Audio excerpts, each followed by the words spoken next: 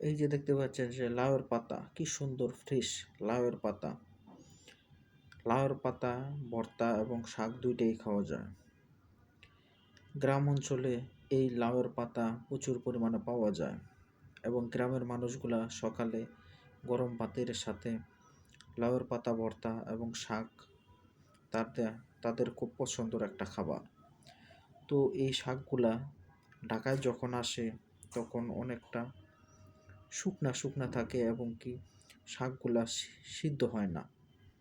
আর গ্রামে একদম গাছ থেকে উঠানোর পরে ভর্তা, গরম ভাতের মধ্যে ভর্তা দিলে শাকগুলা অনেক সফট হয়ে যায় এবং কি সিদ্ধটা পরিপুক্ত হয়।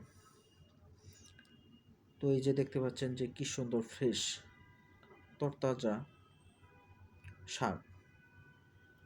লাউ শাকের ভর্তা এবং শাক দুইটাই খুব জনপ্রিয় একটা খাবার গ্রামে।